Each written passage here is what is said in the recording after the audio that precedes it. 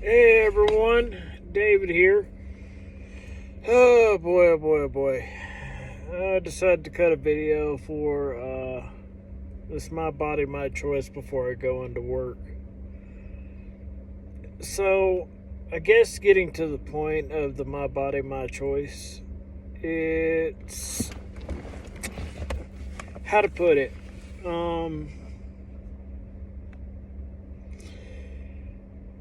As a delegate, as a politician, part of my job is delegation, right? It's part of the job. So, how do we address the My Body, My Choice? You got people there's two big fighting points on it right now. There's the abortion side and there's the vaccine side.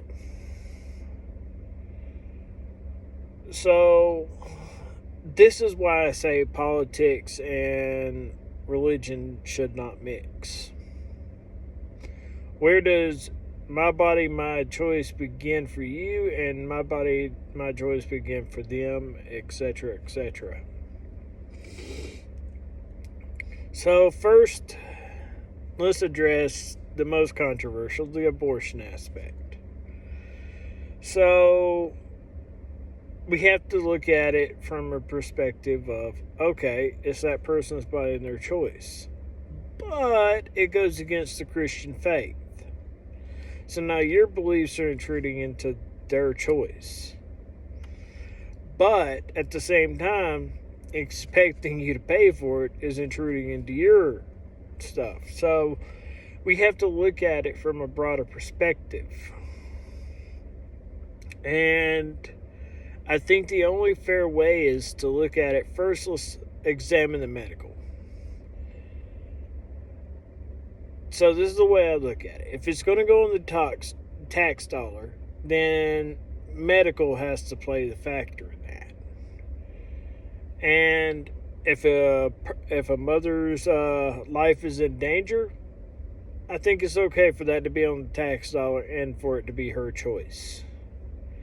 If it's rape or incest, I know Christians don't like it, but that was not forced on that person. That was forced on that person. That was not their choice to do that.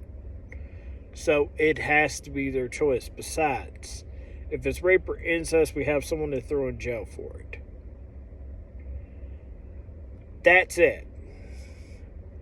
Getting an abortion just because you want it. I'm sorry, I'm not going to incentivize stupid behavior.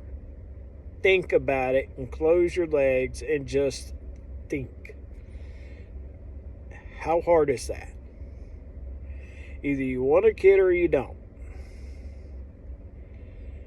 And I think that's where it has to stop. So I think outside of the two areas, it may be some medical things when it comes to the kid that's being born or something like that just wouldn't be fair. But getting to the point is, I think there's very limited parts that go in tax dollars. That's it.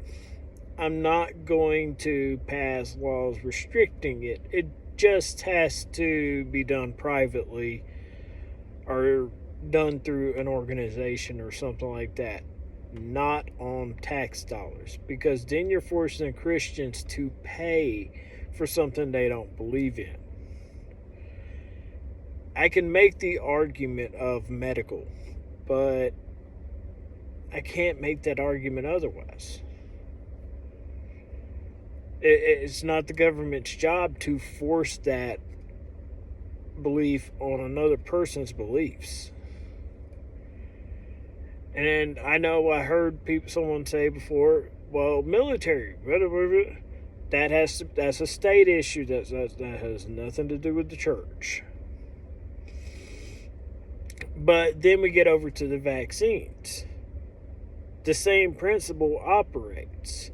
It's not the government's job to push your beliefs on another. So the mandates, both mask and vaccine, are gone. If it was something that was worth doing this for, like Ebola, you damn right I'd push it. But if we're talking a flu virus, I just don't see that. Sorry. Your body can build immunity. So it goes into right to try. That's where it belongs. That's where it was supposed to go originally. I know that's where Trump was going to put it. So that's the job. My job is to delegate and find the best center of the aisle for these arguments.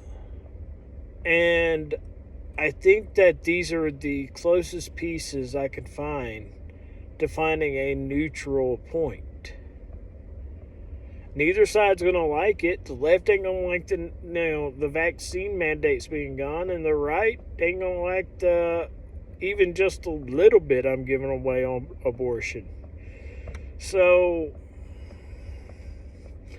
that gets to the point. When you bring personal beliefs or religious beliefs or any of that stuff into politics, it can convolute, or I think that's the right word. Anyway, it can bring down the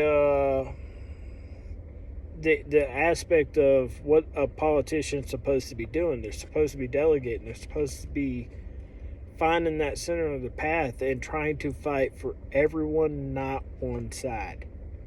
That's the point of the government. Its job is to find the center ground and keep the peace within the country. But there's always going to be back and forth, back and forth, back and forth.